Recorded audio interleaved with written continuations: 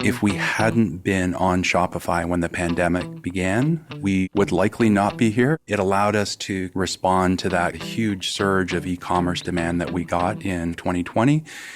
Just a whole bunch of innovation and iteration.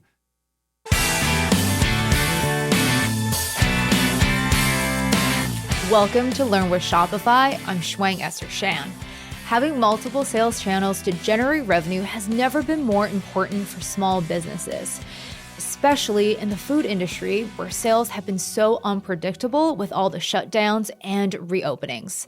This was a big challenge for Propeller Coffee. It's a coffee roaster based in Toronto that relied heavily on wholesale. Their pivot online really helped the business, and it's a great model for anyone looking to expand their business. I'm joined today by Lose Taetong, the company's founder, and Aaron Zach, VP of Sales, Marketing, and Strategic Projects. We're going to kick things off with you, Lose. Thank you so much for being here. Thank you very much. Good to be here. So Propeller Coffee used to be a wholesale business and you guys pivoted online. But for yourself, actually, you had a career in the Navy and also in consulting. Tell us what drew you to the coffee industry. After about 15 years of consulting and being very, very much kind of cerebral, in spreadsheets and in our heads and on whiteboards, it really was about a pivot to something much more local, something much more tangible, bricks and mortar, and in the community. And not just writing strategies and business plans, but actually executing on them. So that was a big part of the kind of origin for why Propeller. And a big part of your value system is the farmers and having those direct relationships. Tell us how you establish those relationships and why it's so important to source from these farmers. Yeah, no, that's a huge part of it. So our three core values as a company are quality, sustainability, and community. And that set of relationships that you're asking about with the farmers kind of cuts through all three of them because they're so intertwined. Great coffee is grown by farmers who care and who care not only about the plants and the coffee and the kind of environment that they're grown in, but also about their workers and about the community that they're growing their coffee in.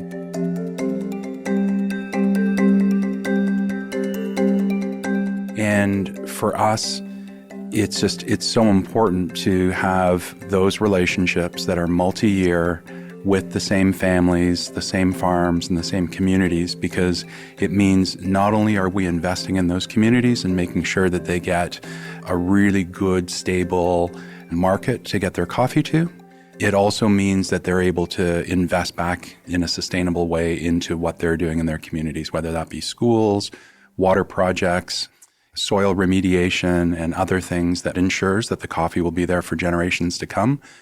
And so, in terms of how did we get those relationships, it's tough because we're a small Canadian roaster based in the West End of Toronto. And so really we need to work kind of upstream through our community of suppliers and brokers and other intermediaries to find those farmers and make those connections. So in the 8 years that we've been roasting, just almost 8.5 years, we've now got relationships with a wonderful family farm in Brazil that has been winning Cups of Excellence awards in Brazil for 25 plus years. We've got about a 6 or 7 year relationship with a wonderful farmer in southeastern Guatemala and, into Ethiopia. It really is about just kind of like any set of relationships. You meet some friends who then introduce you to their friends and then, if it clicks, and you keep going back and all those good things come. So once you had those direct relationships with farmers, how did you go about building up the production facility and ensuring the quality control of your coffee? Yeah. So we really wanted to be truly local, and kind of my guiding light when I was looking for the space was I didn't want to be 905 or 519 or 705. And for anybody that's not from the area, those are all kind of the surrounding area codes for the areas around Toronto.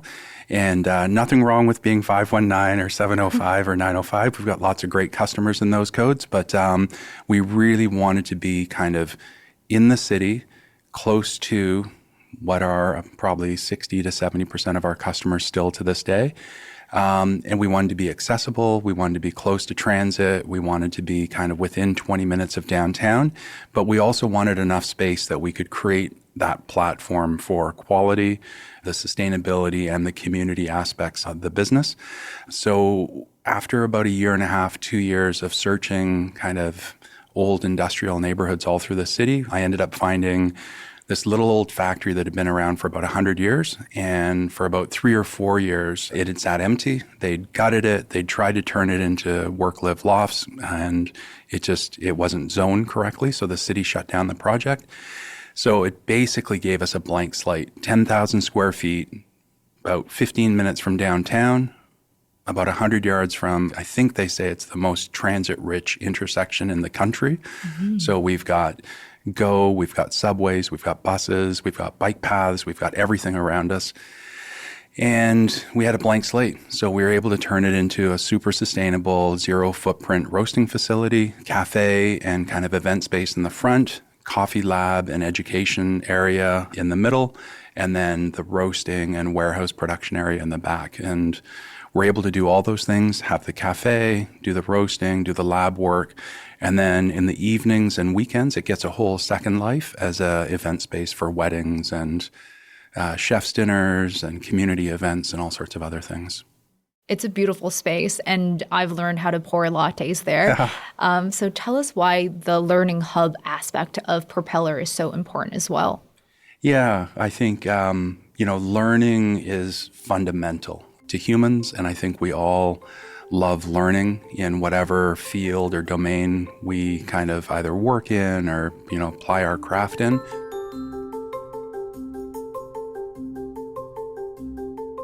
In coffee in particular, all of those good things happen along the value chain from kind of when the first seedlings are planted and nurtured and, the beans are harvested and processed. And I just kind of in 20 seconds or 15 seconds described years of hard work. And then we get the beans, we roast them. And then, I think primarily the education we're talking about here is kind of as a barista. And so in that last 35 to 40 seconds of the life of that bean, you can either make or break that coffee.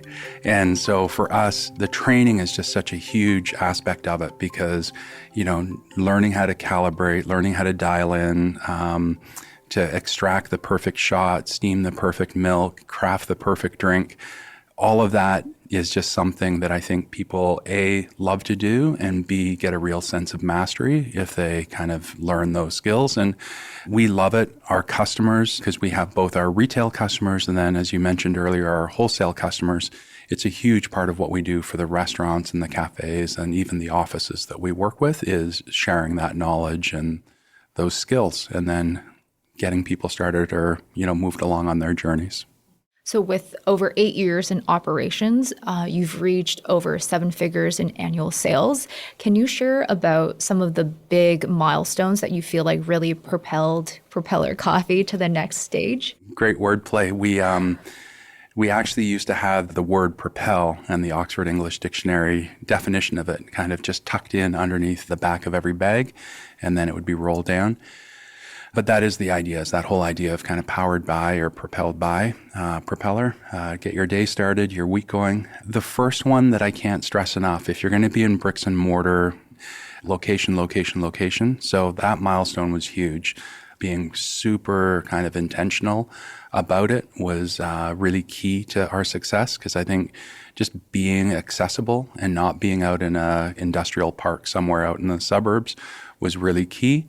Getting our cafe license was another big key because we were an industrial area. We weren't zoned to be commercial, so we had to get that little exemption for the cafe part of the facility.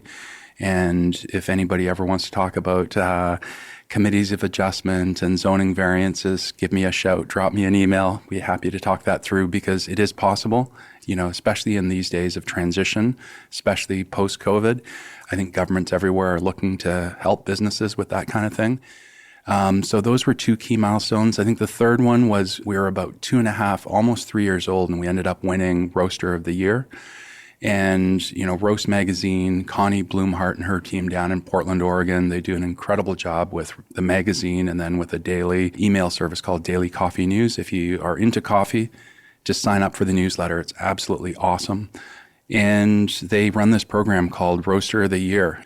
They kind of do it both to acknowledge and recognize great work, but I think, the real magic of it is to push those of us in the industry to really aspire to do more. And so we submitted an application. We didn't in a million years think we'd win, especially being as young as we were and with as many great roasters as there are around the world. And that year was the biggest pool of applicants. I think there were a couple hundred from all around the world.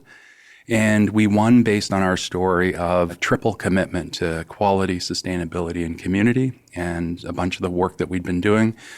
That really helped because suddenly we were on the radars of, coffee people down in the States, coffee people internationally, and Canadians. I think we're great at acknowledging success in our community once an American or once somebody internationally has said we're doing a good job. And so I think that even helped us here at home. So that was a big milestone. And then, one of the other super important milestones for us was when COVID kind of hit all of us and all of our communities. We went from being largely a wholesale business. 85-ish% of our business was wholesale, supplying cafes, restaurants, offices, specialty grocery, and others. And almost overnight in that week, in March 2 years ago, 80 to 85% of that business crashed. And we went online. And, we've shared this with some of your colleagues in various other groups that we've had a chance to meet with. But had we not been on Shopify, and we had just moved over to Shopify from a bespoke kind of custom web store in the fall of 2019, so we moved over the retail store, I think in like September or October of 2019, and then the wholesale store in November, December. If we hadn't been on Shopify when the pandemic began, we would likely not be here. It allowed us to kind of really quickly respond to that kind of huge surge of e-commerce demand that we got in kind of late March and early April of 2020.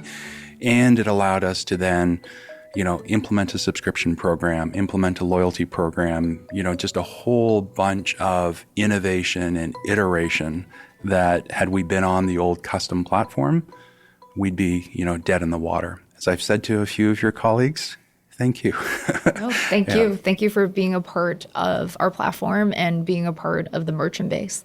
So I'm very excited to chat with Aaron Zach, your Director of Growth, on all of the e-commerce migration.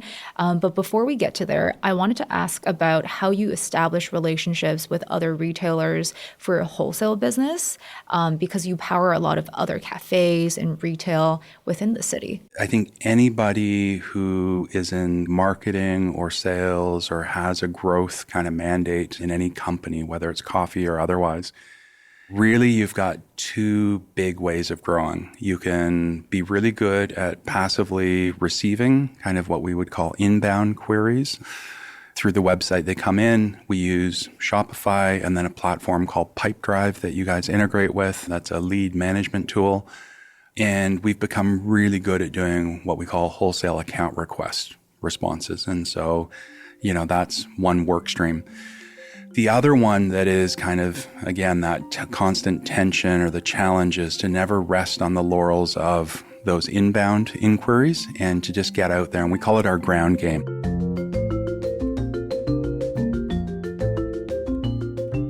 Always trying to get out there, talking with new cafes, new restaurants, existing ones, whatever it is, and just getting out there, sharing our story, sharing samples, connecting with people, and seeing if it's a fit. And I think the other thing that, we've learned in our 8.5 years is not everyone's a great fit. So, no isn't necessarily the worst answer. It might be a really good answer. And it might not be no forever, but no for now.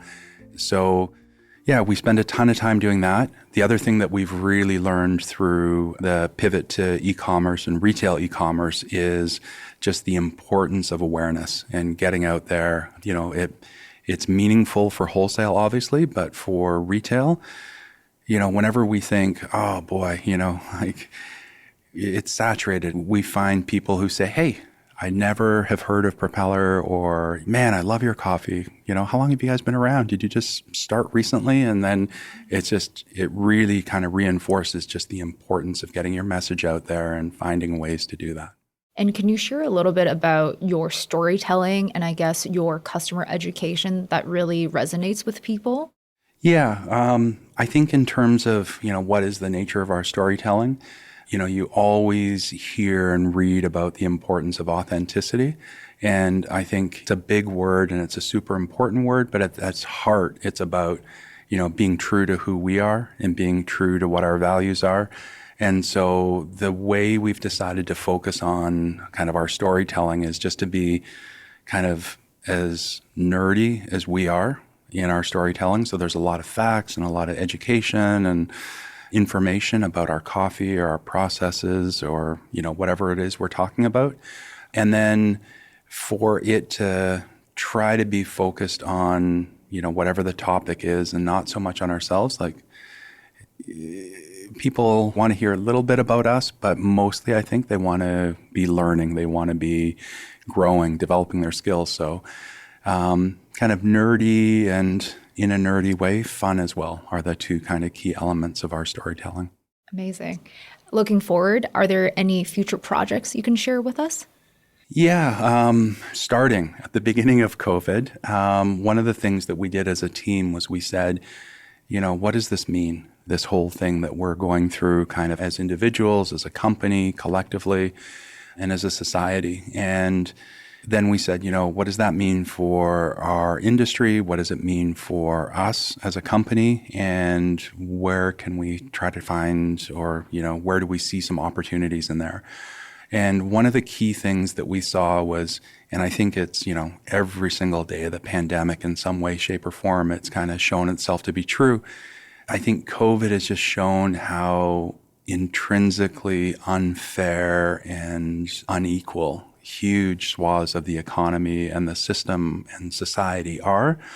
And an idea that we'd been percolating a little bit before COVID for maybe a couple of years was this idea of citizen coffee. So a coffee brand that was focused around the core tenets of citizenship and kind of inclusiveness and equality and kind of all the good things that I think we all value in society. And so what does that mean for coffee? It was initially going to be a cafe brand. So, Citizen Cafes owned and operated by baristas with Propeller backend. We're launching that now as a new coffee brand that's going to be CPG. So it's going to be in the stores. It's going to be focused around all those good things that Propeller cares about. So environmental sustainability, food security, the direct trade relationships, the quality. But also it's going to have a really cool element of profit sharing. And eventually when we spin it out as its own company, shared equity amongst the team. And so super excited about that and a few others that we're working on. Amazing. I'm excited for Citizen Coffee. A new Shopify store. Yes, and also seeing it in retail stores as well. Super cool. Thank you so much, Losei, for being here. Losei Taitong is the founder of Propeller Coffee. Thanks for joining us today. Thank you for having me. It's been a pleasure.